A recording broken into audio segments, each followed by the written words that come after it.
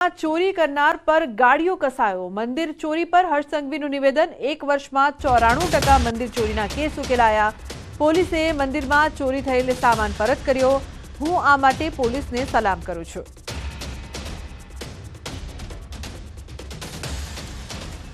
गुजरात में पिछले 1 साल में जो मंदिरों में चोरी हुई थी उसमें से 94% मंदिरों की चोरी पकड़ ली गई है।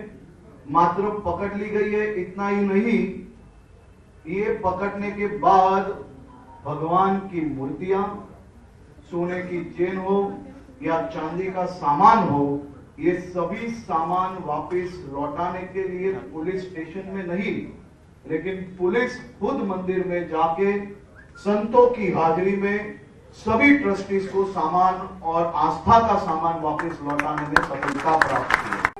વીટી ચોકસી લો કોલેજ વિવાદોમાં આવી ગઈ છે। કમિટીની રચના યુનિવર્સિટી દ્વારા તપાસ શરૂ કરવામાં આવી।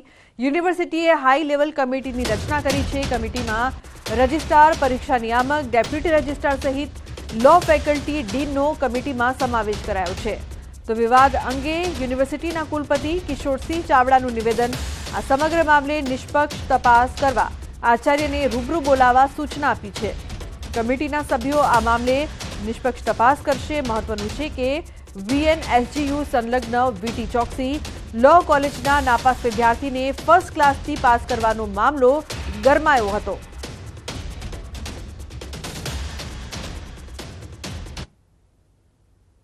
એવી હાઈ પાવર લેવલ કમિટી બનાવી છે અને તેમાં સદર સંસ્થાના આચાર્યશ્રી એ આ અંગેના તમામ ઓરિજિનલ પુરાવાઓ જે છે કે પરીક્ષકે જે કયા પ્રકારની રજૂઆત કરી છે, ઓવરરાઇટ થયું તો કયા કારણોસર થયું છે, આ તમામ બાબતો એ અમારી હાઈ પાવર લેવલ કમિટી નક્કી કરશે અને એને આધારે આગળની કાર્યવાહી કરવામાં। નકલી યુનિવર્સિટી ધમધમતી હોવાનો આરોપ કોંગ્રેસ એમએલએ કિરીટ પટેલે કરી શિક્ષણ મંત્રીને રજૂઆત। એમકે યુનિવર્સિટી નકલી હોવાનો આરોપ, યુનિવર્સિટીની તપાસ કરવા ધારાસભ્યની માંગ। આ યુનિવર્સિટી રાજસ્થાનના કોઈ યાદવને વેચી મારી હોવાનો આક્ષેપ। યાદવ ડુપ્લિકેટ માર્કશીટના કેસમાં જેલમાં છે। રાજ્ય સરકાર દ્વારા જે એમકે યુનિવર્સિટીની મંજૂરી આપી હતી એ હનુમાનપુરાના વડલી ખાતે બતાવેલ છે। વડલી ખાતે માત્ર ફાર્મ તેમજ એક સેટ બનાવવામાં આવ્યો છે। આજે પણ આ યુનિવર્સિટી માતરવાડી ખાતે કાર્યરત છે।